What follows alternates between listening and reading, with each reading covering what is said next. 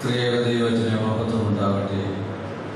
പരിശുദ്ധ ബാവ തിരുമേനി, അഭിമന്യ തിരുമേനിമാരെ, ബഹുമാനപ്പെട്ട യോശുവാച്ചൻ, മറ്റാദരണീയരായ വൈദികരെ, കർത്താവിൽ പ്രിയ സ്നേഹിതരെ, ദീർഘമായ അനുസ്മരണ പ്രഭാഷണങ്ങൾക്ക് സാങ്കത്യമില്ല. എങ്കിലും പേര് വെച്ച് കഴിയുമ്പോൾ രണ്ടു വാക്ക് പറയാതിരിക്കുന്നത് ഉചിതമല്ല എന്ന് നമുക്കറിയാം.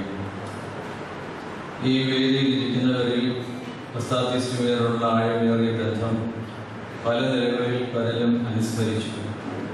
അതിലപ്പുറമായിട്ട് എനിക്ക് ഒരു ബന്ധം കൂടെയുണ്ട്. അദ്ദേഹത്തിൽ നിന്ന് പട്ടം സ്വീകരിച്ച ആളാണ് ഞാൻ.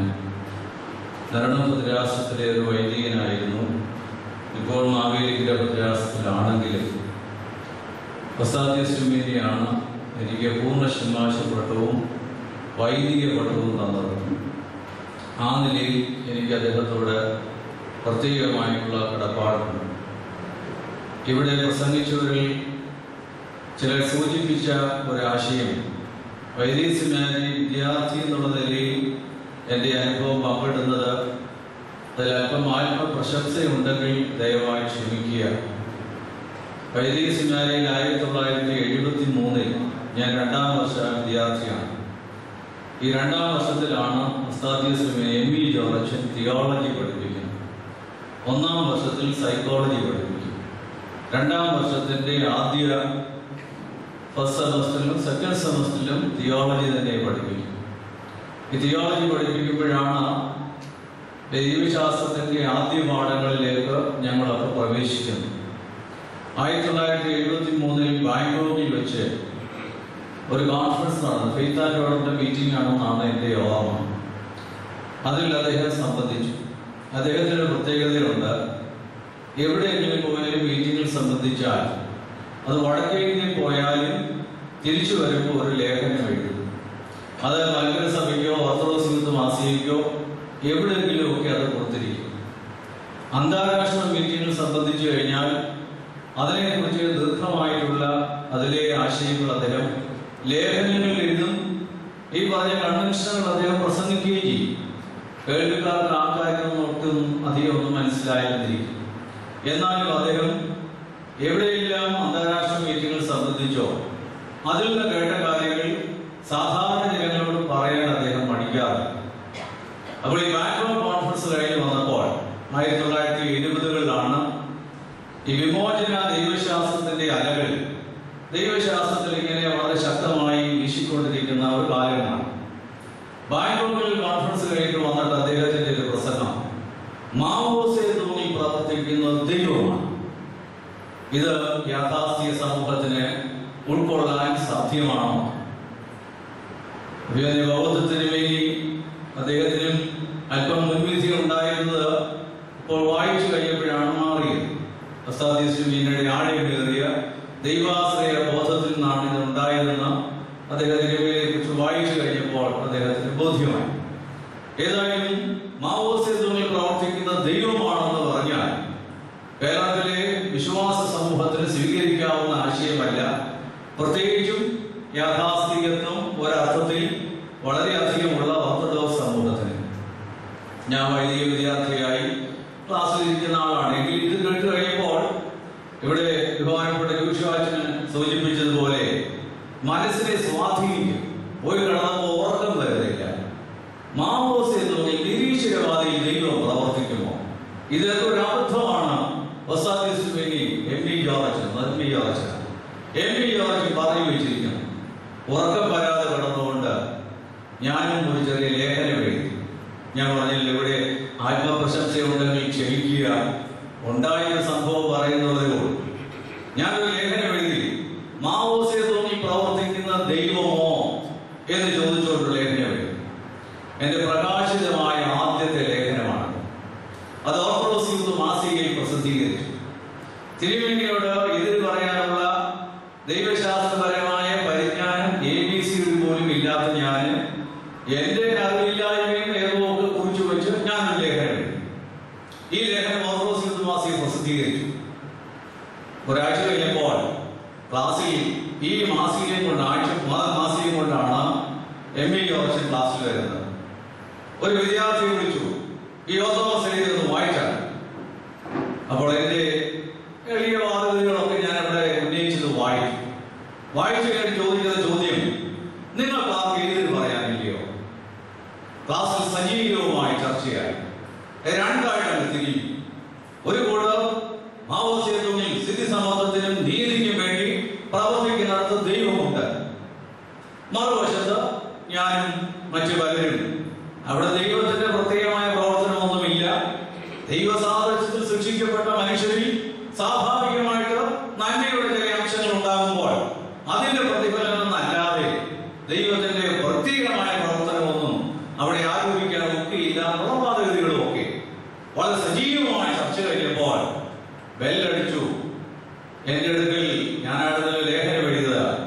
എമിലി ജോർജിന്റെ വാക്ക് പറഞ്ഞു, Thomas, one day you will think like me. അതെനിക്ക് മറക്കാൻ ഒക്കെയില്ല. One day you will think like me. ഒരിക്കൽ നീ എന്നെ പോലെ ചിന്തിക്കും. അക്ഷരാർത്ഥത്തിൽ അത് ശരിയായി. എന്റെ എളിയ ജീവിതത്തിൽ ഇത്രയും സ്വാധീനം ചെലുത്തിയിട്ടുള്ള മറ്റൊരാളുണ്ടായിട്ടില്ല. അത്രമാത്രം ഈ സ്വാധീനത്തിന്റെ കാര്യം ഇവിടെ ഓർമ്മിച്ചത്, ഇങ്ങനെ എത്രയോ പേരെ ചലിപ്പിക്കുവാൻ, സ്വാധീനിപ്പിക്കുവാൻ അദ്ദേഹത്തിന്റെ വാക്കുകൾക്ക് കഴിഞ്ഞു എന്നുള്ളത് ഒക്കെയാണ്. ഒരു തിരുമേനിയെ സംബന്ധിച്ചിടത്തോളം എളിയവരെ ശുശ്രൂഷിക്കുകയല്ല, എളിയവരെ ആദരിക്കുക, അവരിൽ നിന്ന് പഠിക്കുക. എതിരഭിപ്രായമുള്ളവർക്കും അദ്ദേഹത്തിന്റെ ഹൃദയത്തിൽ സ്ഥാനമുണ്ടായിരുന്നു. ഞാൻ ഓർക്കുന്നു, ദൈവത്തോട് മാത്രമേ നമുക്ക് കലഹിക്കാനാവുകയുള്ളൂ. ദൈവത്തോട് നമുക്ക് എതിര് പറയാം, കലഹിക്കാം, പരിഭ്രമിക്കാം. ദൈവം എന്നെ എന്നോട് ചെയ്തത് ശരിയായെന്ന് ദൈവത്തിന്റെ മുഖത്ത് നോക്കി പറയാം. എങ്കിലും ദൈവത്തിന്റെ ഉള്ളിൽ നമുക്ക് സ്ഥാനമുണ്ട്. ദൈവം നമ്മളെ തള്ളിക്കളയില്ല. ഇത് ദൈവ മനുഷ്യരിലും ഉണ്ടാകുന്നുണ്ടെങ്കിൽ അതിന് പ്രത്യക്ഷമായ ഉദാഹരണമാണ് ഒസാദിച്ചുള്ള കലഹിക്കാം, എതിര് പറയാം, മറുപടി പറയാം, തിരുമേനി പറഞ്ഞ് ശരിയെന്ന് പറയാം. പക്ഷെ തിരുമേനിയുടെ മനസ്സിൽ നമ്മൾ ഉണ്ടാകും. ഇത് ഒസാദിസ്മിൽ കണ്ടിട്ടുള്ളത് പോലെ മറ്റാരെയും ഞാൻ കണ്ടിട്ടില്ല. ഞാൻ ഉൾപ്പെടെ എതിര് പറയുന്നവരെ ഒന്നിൽ മനസ്സിൽ നിന്ന് തള്ളിക്കളയും, ഇല്ലെങ്കിൽ നശിപ്പിക്കും. ഒസാദിസ്മിന്റെ ഹൃദയത്തിൽ അവർക്കൊരു സ്ഥാനം. കാരണം ദൈവ മനുഷ്യൻ. അവിടെ തിരുമേനി എളിയവരെ ശുശ്രൂഷിച്ചു എന്നുള്ളതല്ല ഏറ്റവും വലിയ കാര്യം. എളിയവർക്ക് കൊടുത്ത ആദരവും സ്ഥാനവും അംഗീകാരവും ഇത് ഉസ്താദിസ്മിയിൽ നിന്ന് അനേകമായിട്ട് ലഭിച്ചു. എനിക്ക് മാത്രമല്ല, എന്റെ ഭവനത്തിൽ ആദ്യം വന്ന മെത്രാപ്പൊലീത്ത ഉസ്താദിസ്മിയാണ്. അത് ഞാൻ ഇവിടെ സെമിനാരിൽ പഠിക്കുമ്പോൾ 1975 ചേപ്പാട്ട് പള്ളിയിലെ പെരുന്നാളിന് ഉസ്താദിസ്മിയിലെ പെരുന്നാൾ വിളിച്ചു. തിരുമേനി എന്നെ വിളിച്ചു. ഞാൻ ചേപ്പാട്ട് ആളാണെന്ന് അറിയാമായിരുന്നു. എന്നെ വിളിച്ചു പറഞ്ഞു, ചേപ്പാട്ടിന്റെ കൂടെ പെരുന്നാൾ വരണം. ഞാൻ തിരുമേനിയുടെ കൂടെ, അത് വലിയ ക്രെഡിറ്റാണ്, ജീവിതത്തിലെ അവിസ്മരണീയമായ സംഭവമാണ്. ഒരു മെത്രാപ്പൊലീത്തയുടെ കൂടെ സ്വന്തം ഇടവകയിൽ പെരുന്നാളിന് പോകും. പെരുന്നാൾ പോകുമ്പോൾ പറഞ്ഞ കാര്യം, ചേപ്പാട്ട് പള്ളിയിൽ വളരെ സമ്പന്നരുണ്ട്, തിരുമേനിക്ക് പരിചയമുള്ള അനേകം പേരുണ്ട്.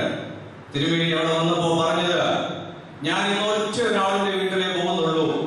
എന്റെ വിദ്യാർത്ഥിയായ തോമസ് മാച്ചിന്റെ വീട്ടിൽ മാത്രം, മറ്റൊരു വീട്ടിൽ ഞാൻ വരുന്നില്ല. അദ്ദേഹത്തിന് ആതിഥേയത്വം അറിയിയിട്ടുള്ള ധനികരായിട്ടുള്ള മറ്റനേകം കുടുംബങ്ങളുള്ള ഇടവകയാണ്. യുഷ്വാജൻ ഒസാദിസ്മിനിയൊക്കെ അനേകം പ്രാവശ്യം പ്രസംഗിച്ചിട്ടുള്ള ഇടവകയാണ്. തിരുവനന്തപുരം കുറച്ചുകൂടെ അവിടുത്തെ ആൾക്കാരെ അറിയാം.